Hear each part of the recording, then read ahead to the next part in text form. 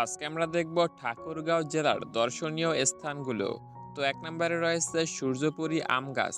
বালিয়াডাঙ্গি উপজেলায় অবস্থিত প্রায় ২০০ বছরের পুরনো এই বিশাল আম গাছটি এশিয়ার বৃহত্তম আম গাছগুলোর একটি। এটি প্রায় ২.৫ বিঘা জমির উপর বিস্তৃত। এরপরে ২ নম্বরে রয়েছে রামরাই দিঘি। রানীশংকৈল উপজেলায় অবস্থিত প্রায় ৫০ একরের এই বিশাল দিঘিটি একটি মনোরম পর্যটন কেন্দ্র।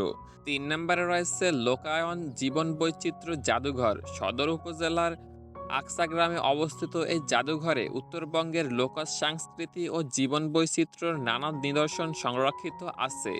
৪ নম্বরে রয়েছে fan city amusement park. Pirganj উপজেলায় অবস্থিত একটি বিনোদন কেন্দ্র যা পরিবার নিয়ে ভ্রমণের জন্য একটি বেস্ট জায়গা। এরপরে ৫ নম্বরে রয়েছে বালিয়া মসজিদ। ঠাকুরগাঁও সদর উপজেলার এই মসজিদটি এর অসাধারণ স্থাপত্যশৈলীর জন্য বিখ্যাত। এটি স্থানীয়ভাবে জিনের মসজিদ নামেও পরিচিত। এরপরে ৬ নম্বরে রয়েছে রাজা টঙ্কনাথের রাজবাড়ি।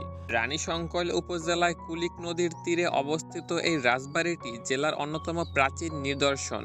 ৭ নম্বরে রয়েছে জামালপুর চৌধুরী বাড়ি জামে মসজিদ। সদর উপজেলায় অবস্থিত মুঘল স্থাপত্যশৈলীর আদলে নির্মিত এই দৃষ্টিনন্দন মসজিদ পর্যটকদের আকর্ষণ করে। ৮ নম্বরে রয়েছে হরিপুর রাজবাড়ি।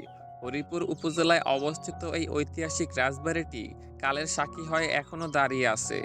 এরপরে সর্বশেষ অর্থাৎ ৯ নম্বরে রয়েছে জগদল জমিদার বাড়ি।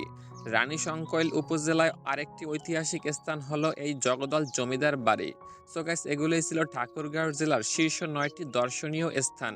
আপনার ফেভারিট স্থান কোনটি কমেন্ট করে অবশ্যই জানাবেন। জায়গা খুঁজে পেতে অসুবিধা হলে গুগল ম্যাপে নাম লিখে সার্চ করলেই পেয়ে যাবেন। যাওয়ার আগে আমাদের চ্যানেলটি সাবস্ক্রাইব করে যাবেন।